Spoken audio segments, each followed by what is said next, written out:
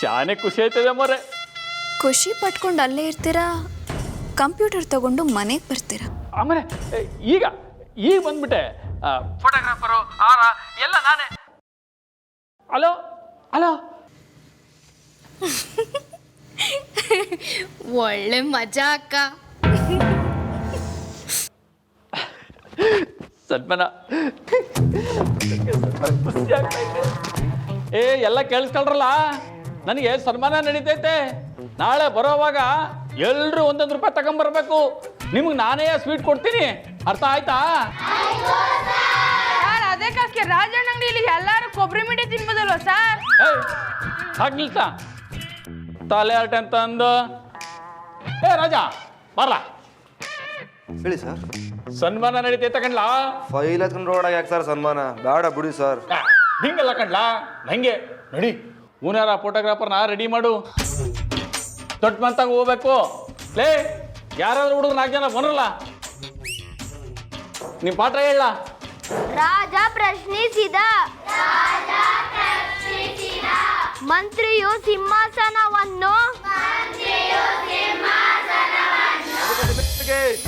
School head ಮಾಸ್ಟರ್ಗೆ, school head ಮಾಸ್ಟರ್ಗೆ, school head ಮಾಸ್ಟರ್ಗೆ, 5 ಜನ ಕಂಪ್ಯೂಟರ್ ಮೊದಲು ತಂದಿದ್ದ ರಘುಪತಿ ಮೇಸ್ಟ್ರಿಗೆ, ರಘುಪತಿ ಮೇಸ್ಟ್ರಿಗೆ, ಸ್ಕೂಲ್ ಹೆಡ್ ಮಾಸ್ಟರ್ಗೆ, 5 ಜನ ಮೊದಲು ಕಂಪ್ಯೂಟರ್ ತಂದಿದ್ದ ರಘುಪತಿ ಮೇಸ್ಟ್ರಿಗೆ, ರಘುಪತಿ ಮೇಸ್ಟ್ರಿಗೆ. ನಿಲ್ಸರ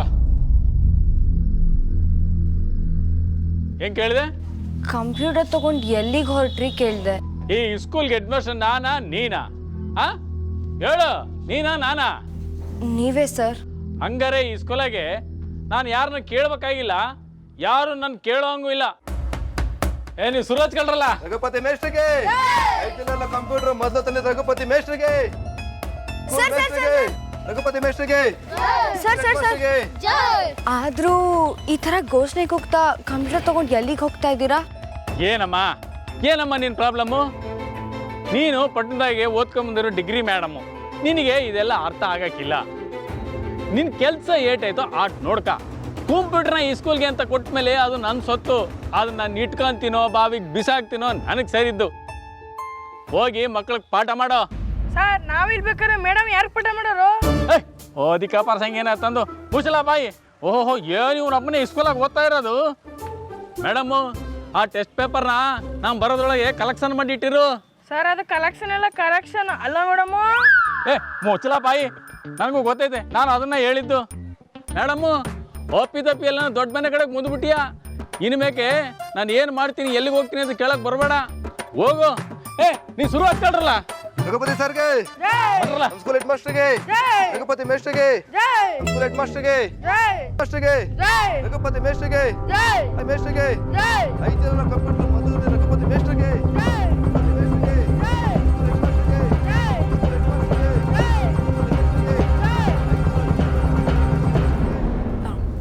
ಕಂಪ್ಯೂಟರ್ ಇಲ್ಲೇ ಇರಲಿ ಬಿಡಿ.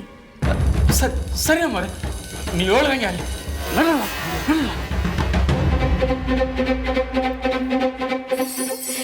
ಅಕ್ಕವ್ರೆ, ಇನ್ಮ್ಯಾಕೆ ಇದ್ರಲ್ಲೇ ಆಟ ಆಡ್ಕೊಂಡಿರ್ಬೋದು. ನಾನಲ್ಲ ಅಕ್ಕವ್ರೆ, ನೀವು ಆಡ್ಬೇಕಾರೆ ನಾನು ಪಟ್ಟ ತೆಗಿತೀನಿ.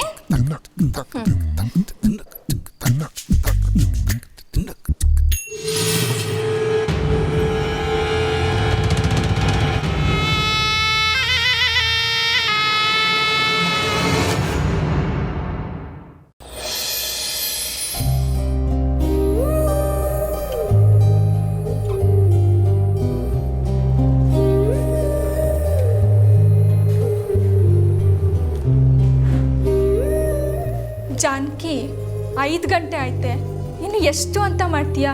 ಎಲ್ಲರೂ ಆಗಲೇ ಹೊಂಟೋದ್ರು. ಕಂಪ್ಯೂಟರ್ ತಗೊಂಡೋಗಿದ್ನ ಮನ್ಸಿಗೆ ಹಚ್ಕೊಂಬೇಡ. ಮಕ್ಕಳೆಲ್ಲ ಹೇಳ್ದಂಗೆ ಈ ರಘುಪತಿ ಸರ್ ಮಾಡೋದೆಲ್ಲ ಇಂಥ ಕಿತಾಪತಿನೇ. ಅನು, ಯಾಕೆ ಹಾಗೆ ಹೇಳ್ತಿದ್ಯಾ? ಮತ್ತಿನ್ನೇನು ಜಾನಕಿ, 3 ದಿವಸ ಕೆಲಸ ಒಂದೇ ದಿವಸದಲ್ಲಿ ಮಾಡಬೇಕು ಅಂತಾರೆ. ಆದರೆ ನಮ್ಮ ಕೈನಾಗ ಎಷ್ಟಾಗ್ತಾಯಿತ್ತೋ ಅಷ್ಟೇ ತಾನೇ ಮಾಡೋಕ್ಕಾಗೋದು.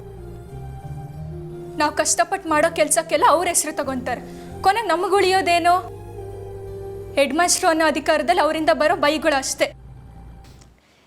ನಾವು ಕೆಲಸ ಮಾಡ್ತಿರೋದು ಹೆಸರಿಗೋಸ್ಕರ ಅಲ್ಲ ಅನು, ನಮ್ಮ ಸ್ಯಾಟಿಸ್ಫ್ಯಾಕ್ಷನ್ಗೋಸ್ಕರ.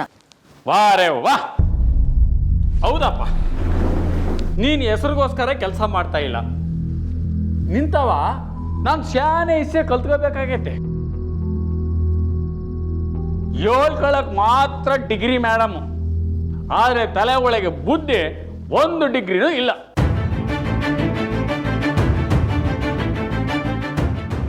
ಸರ್, ನೀವು ಹೇಳ್ದಂಗೆ ಪೇಪರ್ಸ್ ಎಲ್ಲ ಕರೆಕ್ಟ್ ಮಾಡ್ತಾ ಇದ್ದೀನಿ. ಆದಷ್ಟು ಬೇಗ ಮುಗಿಸ್ಬಿಡ್ತೀನಿ ಸರ್. ಇನ್ನು ಮುಗ್ಸಕ್ಕೆ ಇನ್ನೇನು ಉಳಿದೈತೆ ಮೇಡಮ್ಮು? ಎಲ್ಲ ಮುಗಿದೋಯ್ತು.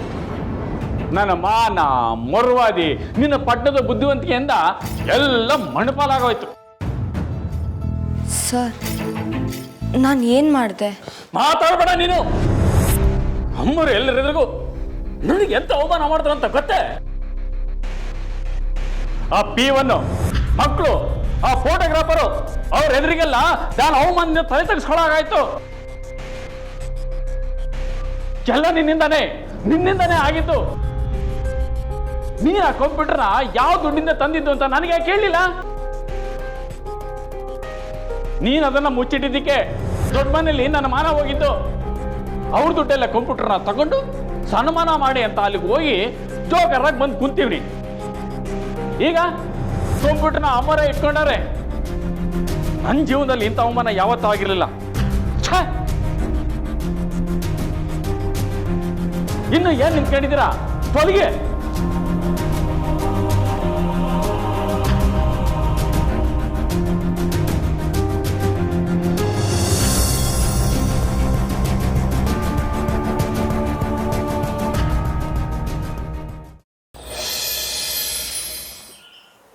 ರಾಮಣ್ಣ, ಸಂಜೆ ಆಯಿತು. ಇನ್ನು ಎಷ್ಟೊತ್ತು ಅಂತ ಹೊಲದಲ್ಲೇ ಇರೋಣ ಅಂತ ಪ್ಲ್ಯಾನ್ ಮಾಡಿದ್ಯಾ? ಓ, ನಾನು ಇಲ್ಲೇ ಊಟಾಕಿ ಸಮಾಧಿ ಮಾಡ್ಬೇಕಂತ ಪ್ಲ್ಯಾನ್ ಮಾಡಿದ್ಯಾ? ಹೆಂಗೆ? ಆ ಮೇಡಮು ಮತ್ತು ನಿನ್ನ ಮಧ್ಯ ಸಿಗಕ್ಕೆ ನಾ ಬಲಿ ಆಗ್ತೀವ್ನಿ. ಬಾಸು, ನೀವಾನ ಹೊಸ ಹೇಳಿ.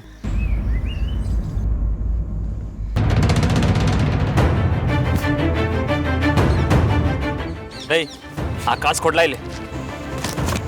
ಇವತ್ತು 2ರಲ್ಲಿ ಕೇಳ್ಕೊಬತ್ತೀನಿ. ಕಾಸು ಕೊಟ್ಟು ಅವಮಾನ ಮಾಡೋದ್ರಲ್ಲ ಯಾಕೆ ಅಂತ ಕೇಳ್ಕೊಬತ್ತೀನಿ. ಏನು ತಪ್ಪು ಮಾಡಿದ್ರೆ ನಮ್ಮೇಲೆ ಯಾಕ್ಲಂಗೆ ಕೂಗಾಡ್ಬೇಕಾಗಿತ್ತು? ಅಂತ ತಪ್ಪು ನಾವೆಲ್ಲ ಮಾಡಿದ್ದೀವಿ. ಮಾತಾಡೋ ರೀತಿ ಏನಿಲ್ಲ ಅದು. ಮಕ್ಕಳು ತಪ್ಪು ಮಾಡಿದ್ರೆ ಅವ್ರು ತಿದ್ದಕ್ಕಿಲ್ವಾ? ಈಗ ಅವ್ರು ತಪ್ಪು ಮಾಡೋರೆ, ನಾನು ಯಾಕೆ ಅಂತ ಕೇಳ್ಕೊಬತ್ತೀನಿ. ರಮಣ, ರಮಣ ನಿಂತ್ಕ. ರಮಣ,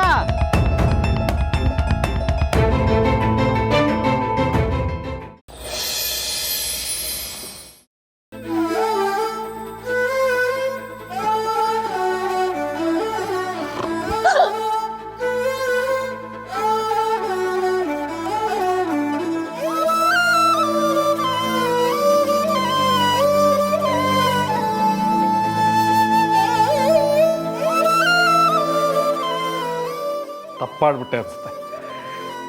ದುಡ್ಡು ಕೊಡಕ್ಕೆ ನಾನೇ ಹೋಗಬೇಕಾಗಿತ್ತು. ಸಮಸ್ಯೆ ಮುಗೀತು ಅಂದ್ಕೊಂಡ್ರೆ ಮತ್ತೆ ಬೆನ್ನು ಹತ್ತಿದೆ ಅಲ್ಲ. ಇಲ್ಲಿ ಕೊಡಿ, ನಾನೇ ಕ್ಲೀನ್ ಮಾಡ್ತೀನಿ. ರೀ, ನಿಮ್ಮ ಮಗಳು ಅವರಿಗೆ ದುಡ್ಡು ಕೊಟ್ಲೋ ಇಲ್ವೋ? ಅಥವಾ ಆ ದುಡ್ಡನ್ನ ಎಲ್ಲಾದ್ರೂ ಕಳೆದ್ಬಿಟ್ಲೋ ಏನೋ? ಎಷ್ಟು ಸಲ ಫೋನ್ ಮಾಡಿದ್ರು ಫೋನೇ ತಗೋತಿಲ್ಲ ರೀ. ಅವ್ನು ಮತ್ತೆ ಬರ್ತೀನಿ ಅಂತ ಗದ್ರಬಿಟ್ಟು ಹೋಗಿದ್ದಾನೆ. ನನಗೆ ಯಾಕೋ ತುಂಬ ಭಯ ಆಗ್ತಿದೆ. ಏನು ಮಾಡೋದು ಅಂತಾನೆ ಗೊತ್ತಾಗ್ತಿಲ್ಲ.